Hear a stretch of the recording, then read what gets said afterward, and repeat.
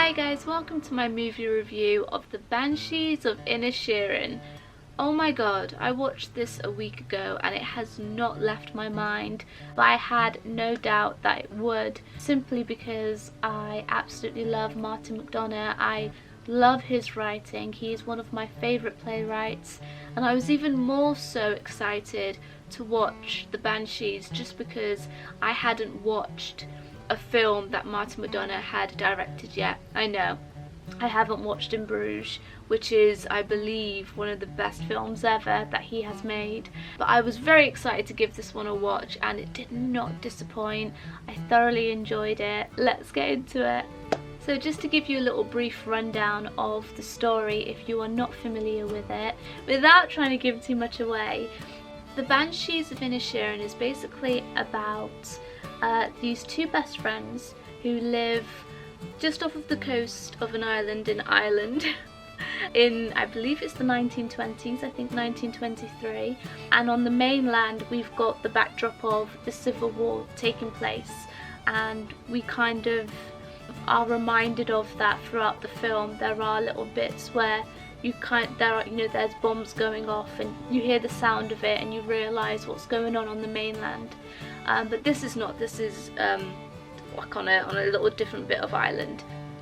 And there lives these two best friends, Colm and Podrick, and they live very repetitive, monotonous to a point lives in Ireland, but so does everybody that lives in this, this little town.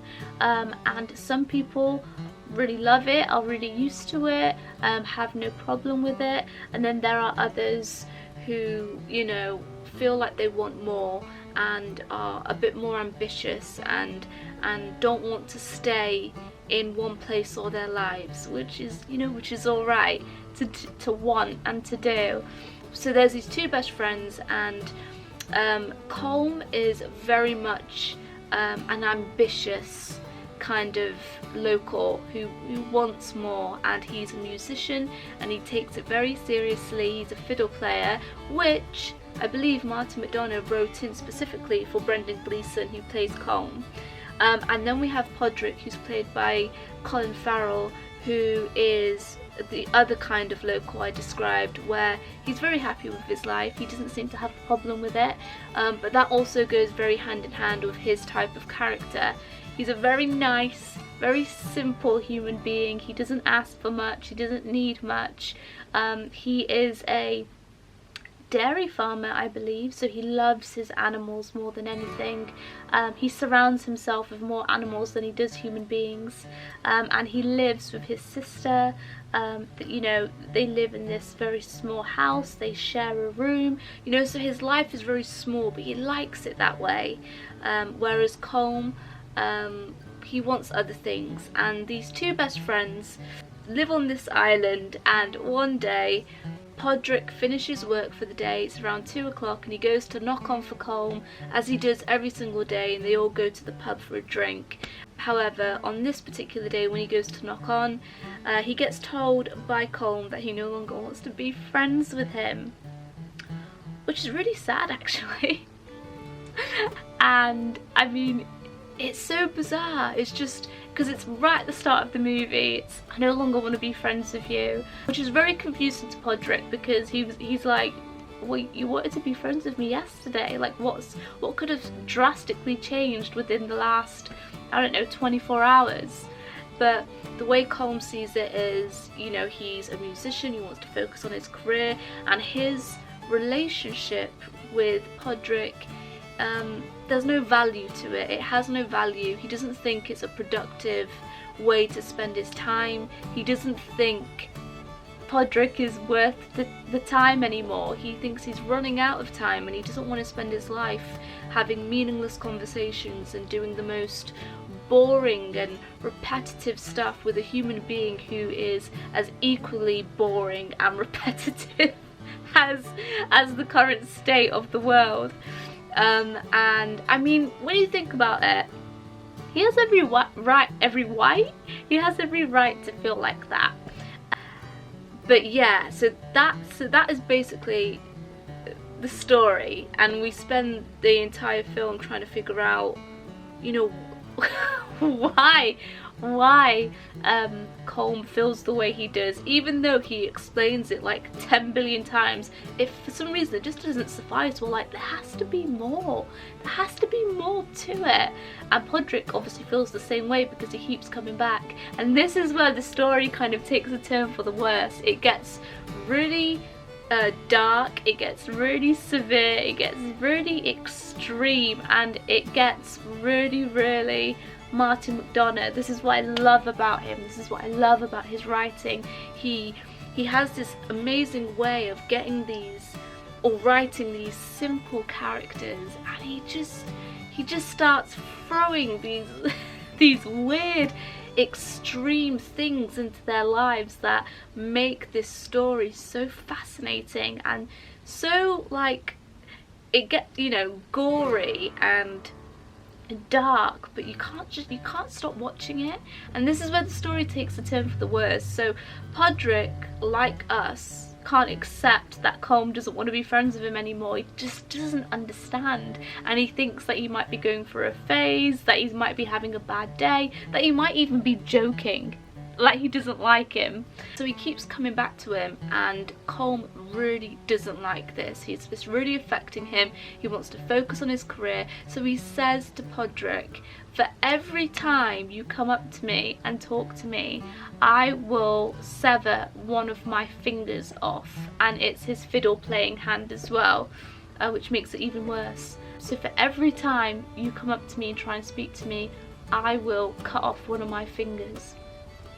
And I was actually watching a interview with Colin Farrell and Brendan Gleeson, and Colin Farrell really describes this film very well. He basically says this film's got such a gallows humour to it, and it's like a drama but with these elevatory moments of comedy. And I think he really hits the nail on the head when he says that, because it's so true. It's so funny, yet so dark, and it's what Martin Mcdonagh does best. It's why I love his work so much. And the visual aspects of this film, and the colouring, and just the backdrop, it all fits in very well. And the script, the language itself, it's so simple but so repetitive, and it just makes it so funny. And it's such a simple technique to repeat words, but the more and more he does it, the more and more funny it feels and it becomes. So yeah, that's basically the gist of the movie. It does get very extreme. In simple terms, it's basically a breakup film. It's a breakup film, but not as we usually see it. I mean, it is quite usual for us to have this in movies, but it never takes centre stage the way it does in this film, especially between two best friends.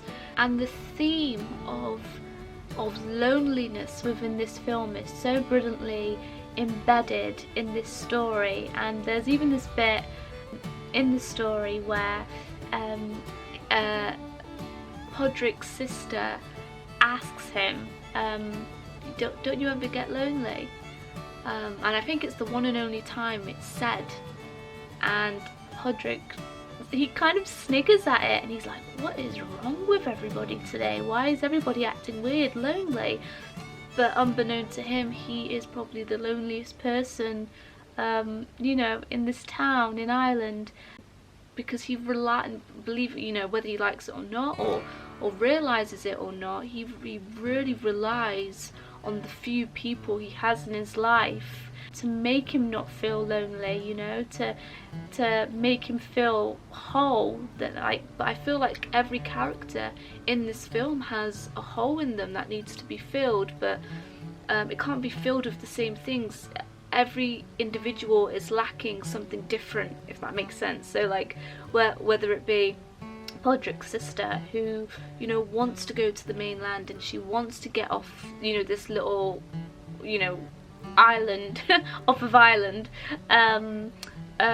or, you know, whether it be Colm, who wants to be a musician, who wants to write, who wants his work to live on beyond him, who wants basically wants to make a legacy for himself, you know. And then there's Podrick, and he doesn't actually know what he really wants, because he's so he's just so satisfied with what he has, and I think that alone is just so deep and meaningful, you know, to be grateful for what he has. And oh, Colin Farrell as an actor absolutely smashed this role. Like, he did such a good job, and there's just like these few moments in the film, you know, where he's not even speaking, it's just his face expressions, it's just his body language. I don't want to ruin it too much, but there's these things that happen in the film, and the things he does and what he tries to do, it's so funny yet so, like, you feel for him so much. Well, I did. I felt for him so much. Because I guess there's an aspect of Podrick within all of us, you know, if you really think about it, and if you want to go too deep about it. But yeah, I absolutely loved it. This film was sensational, and also because there's it's not a big cast at all. It did have that feel of a play, you know. It did have that play-like feel. Like when I read one of Martin McDonagh's plays, it felt very much like that, but that had just been captured on film.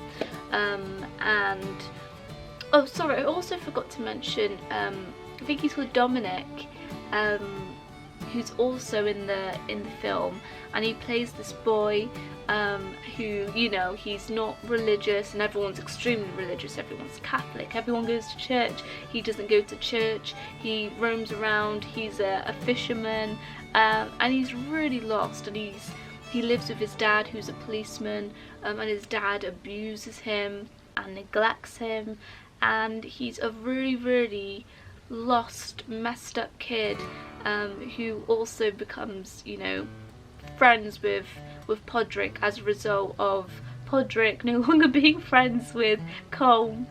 And his story as well is just, it brings this darkness to this light tale. You know, you think that it's so simple, the theme of this film, you think it's so simple, you think, you know, oh, it's basically a breakup story, but there's these elements that are just thrown in that kind of makes layer upon layer upon layer, which, you know, when you stand back and look at it, is this beautiful piece of writing, and I absolutely love it. And if you haven't watched it, you definitely should. The BAFTAs were just on Sunday, and they won so many awards. It was so good. I'm so happy for them. The Oscars are yet to come, and I hope they continue to relish in this achievement of making this film, because it's so beautiful, and it's been such a long time since I watched a film where it felt like an actual piece of cinema. You know, in this day and age of streaming, and we watch so many films and so many TV shows, and they're very plot driven, and they are very you know, just kind of centered around, you know, who can top who when it comes to the best ending or the best this, the best that. This felt very real because it was so simple yet so effective, and those are my favourite kind of movies. Simple yet effective, especially when it doesn't leave me, and it's been this long and I'm still thinking about that film. And if you haven't read any of Martin McDonagh's plays, I highly recommend that you do. I got first introduced to this playwright in at university, where we studied The Pillow Man, and I've got it here, and you can see, look, I've got all my notes in it left from uni, and I've highlighted the crap out of it. This is an amazing play. And I also brought Hanged Men, which I equally love. The Pillow Man is a wonderful, wonderful play. Again, it's very much like the Banshees of Inisherin, where you think it's simple and you think, you know, there's not much to it until there is. And again, it's very dark, and it's got that same gallows humour, that same dark black comedy that runs throughout it, and the same with Hanged Men. This one is set in Oldham, Greater Manchester, but it has the same kind of feel to it, you know. It's just by the title, Hangmen, you kind of already get the darkness to it, but yet you read it and there's like these, it's just very light. It's very light, and I think it's all to do with the language that Martin Mcdonagh uses, because then it's the themes that become dark, but the language is light and fluffy and airy and funny and repetitive, and yeah, so it's absolutely amazing. And there's another Martin Mcdonagh play that I do want to read. It's called A Very, Very, Very Dark Matter. I think that's what it's called, but that's the next one on my list. But yeah, if you haven't watched Banshees, I highly recommend it. Also, after watching it, I instantly started googling things from it because I didn't understand what Banshees meant, and I actually wrote it down for you if you don't know. And this actually gives the film all the more meaning to it, you know, and it's the perfect title for the film. Banshees is an Irish legend, and it basically means a female spirit whose wailing warns of a death in a house, which will really make sense when you go and watch it. And of course, Inisherin is the place where it's set, which I believe isn't actually a real place. But yeah, so go and watch it if you haven't. I give this film 5 out of 5, 10 out of 10, 50 out of 50, 100 out of 100. Yeah, let's just go all the way. It was wonderful, and it'll make you just feel things that you probably haven't felt for a while. But either way, I definitely had to talk about this film because I just can't stay quiet. You know what I'm like. I can't stay quiet. If I see something amazing, I do have to share it. I do have to talk about it. And let me know if you guys have watched it. Write down in the comments below if you have. Also, with Hangmen, I took a monologue out of this play, and I filmed a little self-tape, so also stay tuned for that because I will be uploading that very shortly as well. Or actually, I don't know the way I want to do it, if I want to upload that first. So if I do, I'll leave a link up here for you to go watch it, but if I haven't yet, it means that it's yet to come, and to click the subscribe button to make sure that you don't miss it, and also hit that like button if you know you liked the review. But yeah, so that's it guys, thank you so much for watching, and I can't wait for the next film I watch that makes me feel the way this film made me feel, so I can do another one of these movie reviews for you and probably bore you to death. But either way, anyway, thank you guys for watching, take care.